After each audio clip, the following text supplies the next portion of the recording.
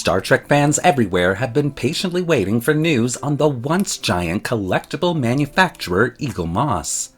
And with only whispers and rumors to keep their hopes alive, fandom keeps chugging along, wallets in hand, ready to resume purchasing Starship classes for the Christmas season. But now, thanks to court documents received by Triangulum Audio Studios, I can give you all that much-needed update and discuss exactly what's going on with the now silent company. Hello and welcome to Backtrek, a web series that focuses on the background information of any given topic in Star Trek. In this episode, we're taking an updated look at Eaglemoss and what exactly is going on with the company's bankruptcy proceedings, to better understand its place in Star Trek history.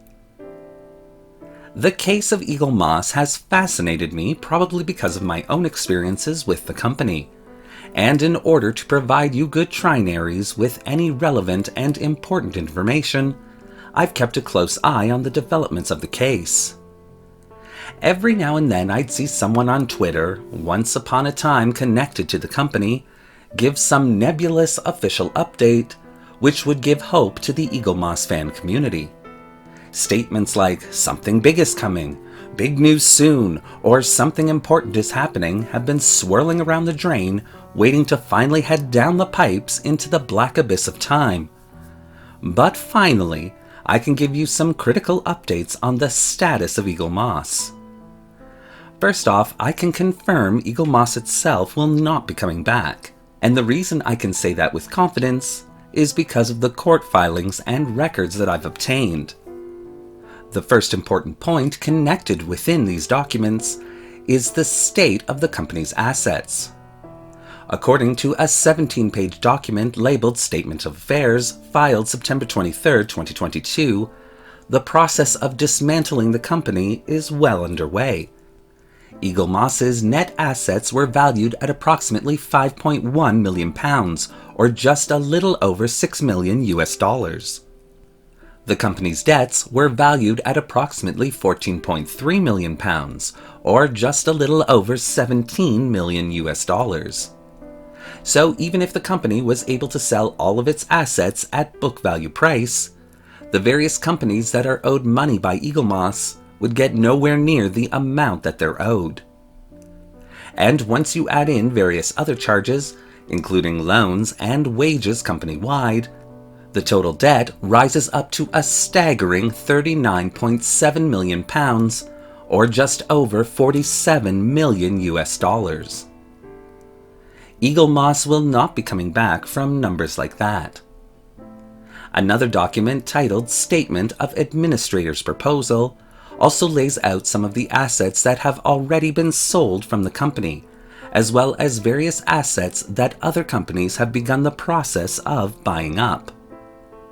And while most of this 46-page document is very technical and rather boring, there are several interesting points that I'll discuss now. Under the section labeled Events Leading to the Administration, we have the company's position summarized in their own words. The company has faced a number of challenges over the last 24 months as a result of the COVID-19 pandemic and other prevailing macroeconomic conditions.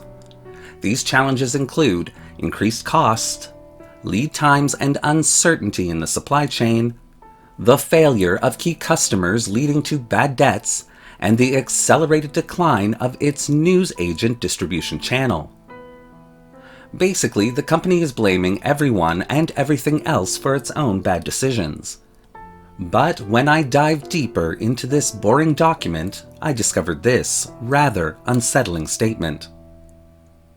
On August 5th, 2022, shortly before our appointment became effective, the company sold certain assets of the business, being the company's IP, online domains, and the company's customer database specific to the subscription build business and an IT server for the total of £200,000. So this means that my information has now been sold off to a company named Heathside Trading Limited. Heathside Trading Limited is a company that specializes in buying and reselling products from defunct companies. What I find interesting here is that rather than buying the merchandise stock left over in the warehouse, they opted to buy the customer database, which also means that they probably intend to up the price and sell it off themselves to some unknown entity. So where my information, and most likely the information of many of you good trinaries watching this video, could end up, is really anyone's guess.